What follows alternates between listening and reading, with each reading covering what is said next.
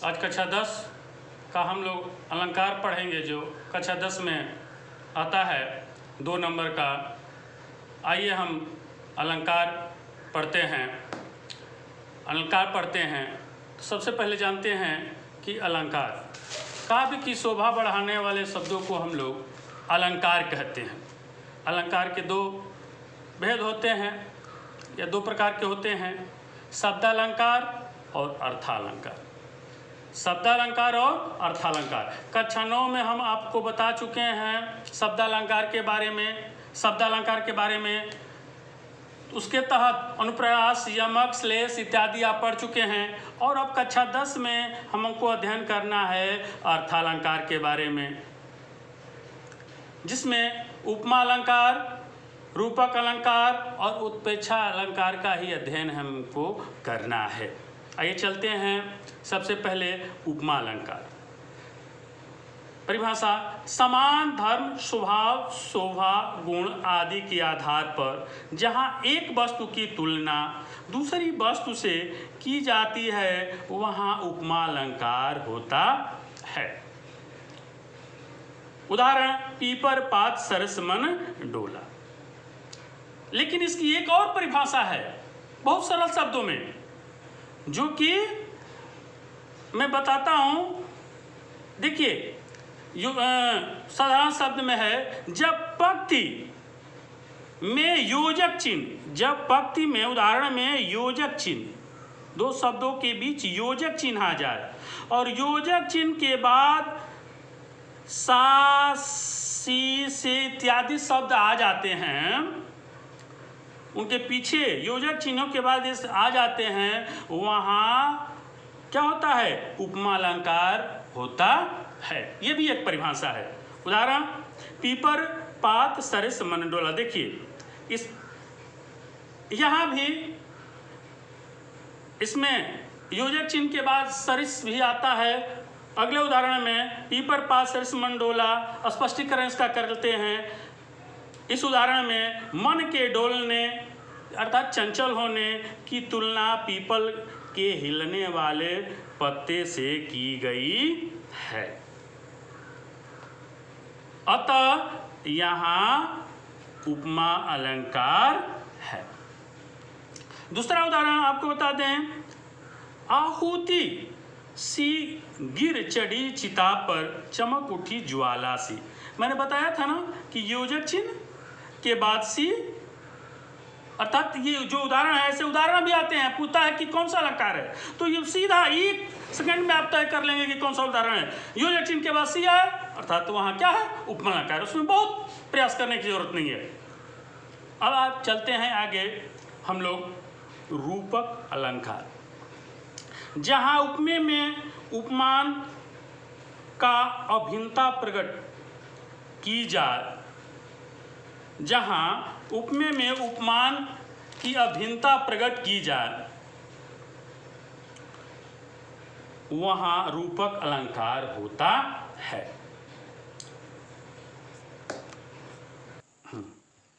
उदाहरण रूपक का: चरण कमल बंदो हरिराई।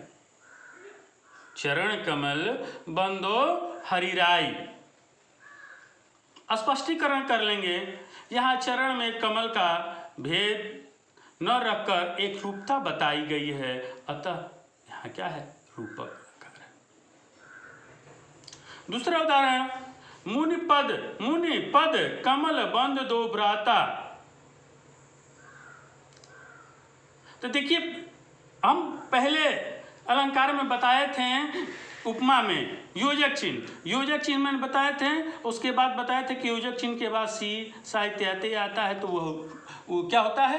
उपमा अलंकार होता है। रूपक में क्या होता है कि योजक चिन्ह जिस पंक्ति में या कविता में योजक चिन्ह के बाद सा, सी इत्यादि न आए, वहाँ आप समझिएगा कि रूपक अलंकार है। बहुत ये सरल है, तरीका है समझने के लिए, बस इतना ही काफ़ी है। योजक चिन्ह के बाद सी नहीं आएगा, वहाँ रूपक अलंकार हो जाएगा। ठीक, जैसे कि हरि जननी मैं बालक तेरा। हरि के बाद योजक चिन्ह जननी। क्या हो गया? रूपक अलंकार हो गया। अब चलते हैं अगला अलंकार, उत्प्रेक्षा अलंकार। जहां उपमेय में उपमान की संभावना की जाए वहां पर उत्प्रेक्षा अलंकार होता है।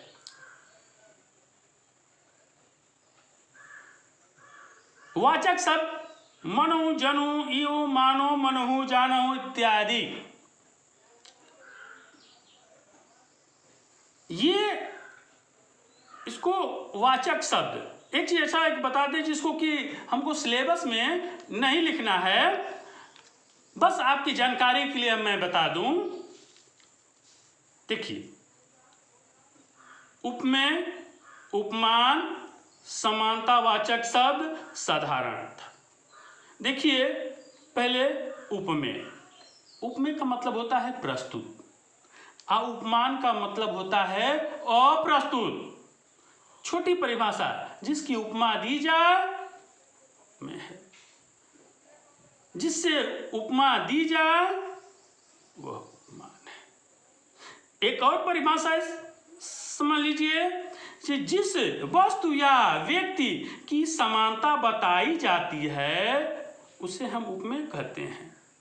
और जिस वस्तु या व्यक्ति से तुलना की जाती है उसको हम लोग उपमान कहते हैं। समानवाचक शब्द, समानता को व्यक्त करने वाले शब्द अर्थात पहचान करने वाले शब्द, जैसे जिमी, यू, सा, सी, जो बीच में बताए थे कि इसकी ये रहेगा तो समझ लीजिएगा कि उपमा अलंकार है, ऐसा रहेगा तो ये रूपक हो जाएगा।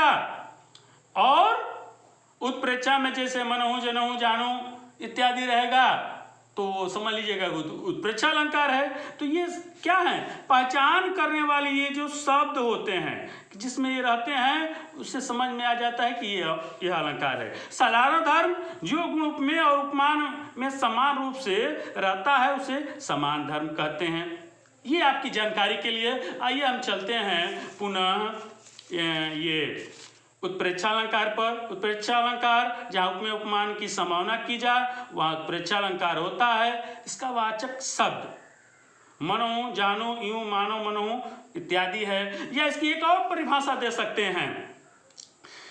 इसकी एक और परिभाषा आप लोग समान आसान शब्दों में दे सकते हैं। जहाँ जब पंक्ति में मनो, मानो, जनो इत्यादि शब्द आए वहां उत्प्रेक्षा अलंकार होता है। उदाहरण आप चलते हैं।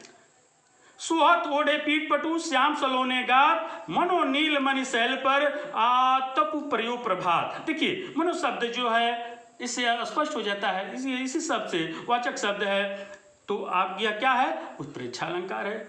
इसका स्पष्टीकरण कर लेते हैं। यहाँ पीत वस्त्र धारण किए हुए, इस जो उदाहरण में है, धारण किए हुए कृष्ण के श्याम शरीर उपमेय में प्रातःकालीन धूप से सुशोभित नीलमणि शैल उपमान की संभावना की गई है, अतः यहाँ उत्प्रेक्षा अलंकार है। दूसरा उदाहरण देख लीजिए। धाये धाम काम सब त्यागी मनहु। जैसा कि मैंने बताया था कि उत्प्रेक्षा में किस पहचान है? मनहु, जनु, मन, मानो, मनो इत्यादि जो रहता है ये उत्प्रेक्षा के प्रधान। ये देखिए, इससे रंक निधि लूटन लागी, तो क्या है? यहाँ इस उदाहरण में भी उत्प्रेक्षा अलंकार है।